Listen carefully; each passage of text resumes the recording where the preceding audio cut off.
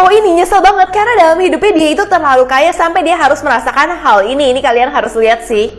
Jadi kisahnya ada sang sultan yang kaya banget. Bahkan kalau misalkan dia minta minum aja dengan sekejap minumnya langsung datang. Tapi karena dia terlalu kaya, dia itu punya penjaga yang nggak bolehin dia minum duluan. Jadi penjaganya yang harus coba minumannya itu duluan karena untuk ngecek apakah minuman itu aman atau enggak. Kalau misalkan penjaganya udah merasa kalau itu aman dan enak, baru deh sultannya boleh minum lagi. Nah begitu juga kalau misalkan dia lagi makan. Pas dia mau nyuap, penjaganya langsung berhentiin dia. Karena penjaganya harus coba dulu tomatnya itu udah segar atau belum sih. Akhirnya penjaganya makan juga guys sebelum si tuannya makan. Gak cuman itu aja, saat dia lagi sama pacarnya, dia ingin memberikan kasih sayang ke pacarnya. Tapi penjaganya malah melakukan itu duluan dong guys. Karena dia mau ngetes apakah ceweknya itu aman atau enggak. Di situ dia merasa ada sesuatu yang gak beres bagi dia yang terlalu kaya. Seorang ibu yang aneh banget maksa anaknya tuh makan cacing supaya dia jadi kayak gini. Ini akhirnya parah banget guys. Jadi kisahnya ada seorang anak yang selalu dikatain sama ibunya kalau misalkan dia itu gendut. Ibunya terobsesi banget kalau anaknya itu harus memenangkan kontes kecantikan. Tapi anaknya tuh gak pernah menang sama sekali, malahan selalu ada di juara terakhir. Nah itu semua membuat ibunya juga marah dan ibunya bilang ini semua karena kamu tuh terlalu gendut. Akhirnya ibunya punya rencana yang jahat banget. Pas pulang ibunya suruh dia merem dan bilang aku ada kejutan untuk kamu. Setelah itu anaknya dipaksa untuk makan cacing yang panjang banget. Anaknya udah merasa ini makanan apa, gak enak banget. Tapi ibunya kasih dia minum dan suruh dia nonton aja jadi lupa. Nah pas dia nonton dia udah mulai merasa perutnya tuh ada yang gak enak kayak sakit gitu.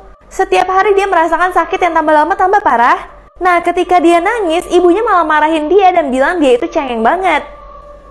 Bahkan ibunya gak bolehin dia ke dokter sama sekali sampai akhirnya anaknya udah minta tolong ke ibunya yang stres bawa dia ke rumah sakit karena dia udah gak kuat lagi. Tapi ibunya malah marah-marah ke dia. Sampai akhirnya dia udah gak peduli lagi, dia langsung telepon ambulans sendiri. Dan tiba-tiba ada ambulans yang datang ke rumah dia dan itu ngebuat ibunya benar-benar marah banget.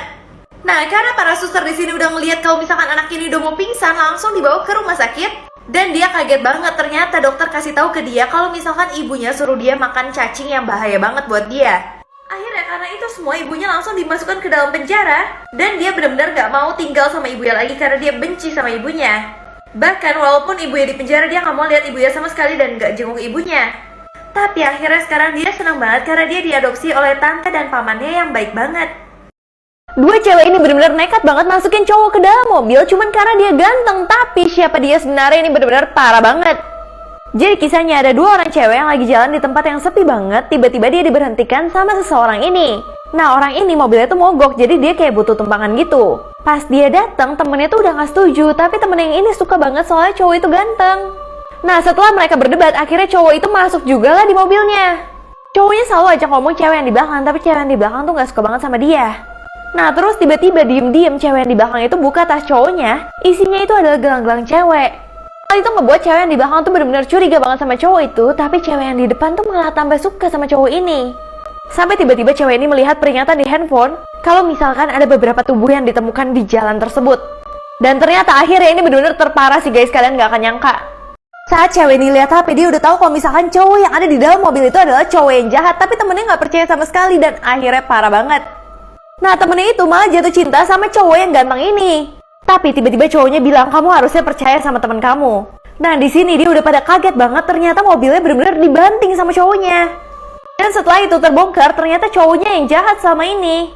Nah ternyata cowoknya itu memang mengincar cewek-cewek cantik kayak gini.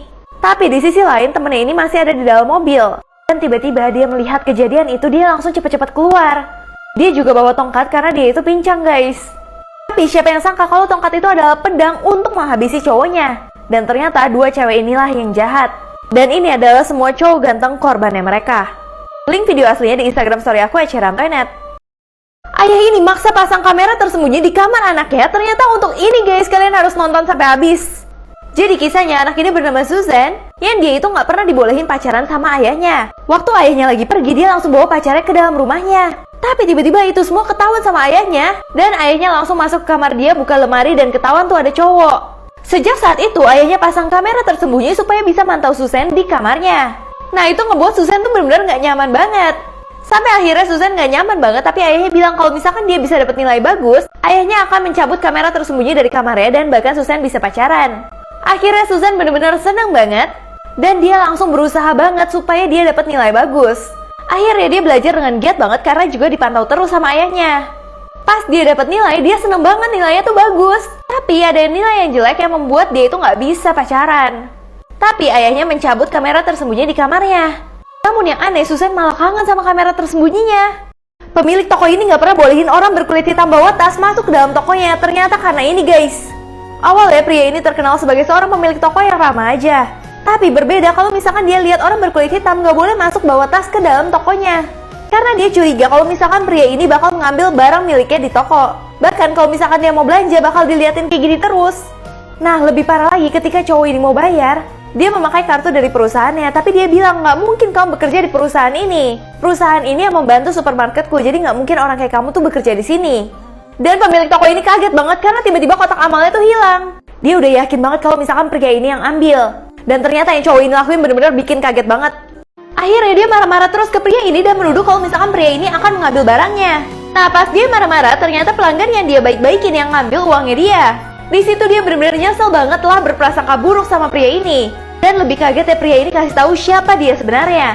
Dia itu adalah orang yang sangat berpendidikan dan bahkan dia mempunyai perusahaan yang membiayai supermarket tersebut.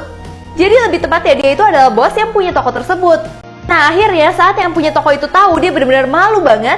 Tapi sayangnya pria ini udah kecewa banget sama pemilik tokonya. Dan dia akan mencabut dana bantuan yang diberikan perusahaannya ke toko tersebut.